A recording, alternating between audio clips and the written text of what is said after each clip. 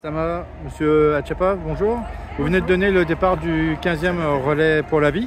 Est-ce que vous pouvez nous rappeler le concept? Alors le concept il est très simple, c'est un relais du samedi 14h au dimanche 13h. Pendant ces 24 heures, on va rappeler que le cancer ne dort pas.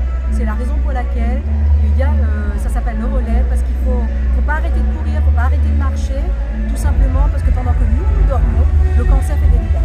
Et des dégâts considérables. Je tiens à le rappeler, depuis la fin du Covid, un constat alarmant. L'augmentation des cas de cancer s'est amplifiée et la difficulté, c'est que la détection du cancer se fait à un moment où le pronostic vital est engagé. Donc c'est vraiment très inquiétant, c'est le moment de se mobiliser et je l'ai indiqué tout à l'heure, la prévention doit être au cœur de nos préoccupations. Il vaut mieux prévenir que guérir, donc si on anticipe sur la maladie, eh bien on a plus de chances, si on l'attrape, bien d'en guérir ou tout simplement de ne pas l'attraper. C'est un événement sportif, mais c'est aussi un événement festif. Il y a des concerts tout à l'heure gratuits. Totalement gratuit, donc solidarité, partage, convivialité, famille, amis, jeunes, moins jeunes. Donc tout le monde est réuni sur le site qui nous est gracieusement mis à disposition par la mairie de Brapano, qui est un partenaire historique, qui est engagé aux côtés de nous, puisque ils font tout ce qu'il faut pour que ce relais se passe dans les meilleures conditions. L'objectif, c'est quand même de récolter un maximum de dons pour la lutte contre le cancer.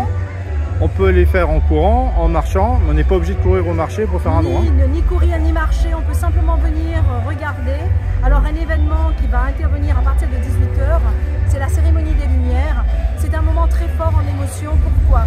Parce que ça nous rappelle ceux qui sont partis, ceux qui restent et qui se battent, ceux qui viennent d'apprendre qui sont malades, et autant de souffrance dans un moment d'unisson pour partager ce combat.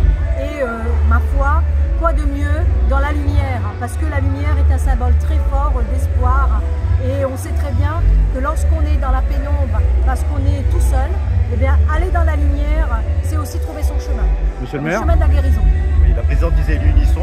L'unisson, c'est ce week-end à Brapano, donc il est important de se mobiliser. J'appelle à une grande mobilisation. Il faut venir pour participer, encourager la lutte contre le cancer, donner un peu de soi aussi, de son temps. Donc c'est à Brapano. Pendant ces prochaines 24 heures, il faut vraiment venir faire un petit tour. Et puis la ville, bien évidemment, est très heureuse. Elle est très fière d'accompagner l'organisation qui est mise en place par Léo Setama et la Ligue contre le cancer. C'est une fierté, c'est une grande responsabilité.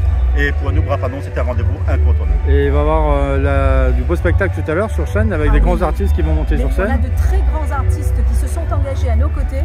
On a voulu aussi... Vous pouvez rappeler, il y a Daniel Waro qui monte tout à l'heure. Il y a Daniel Waro, il y a Tifoc en ce moment, Tim Poppy, Benjam, Marie-Armande Moutou et Henri-Claude Moutou, et bien d'autres encore.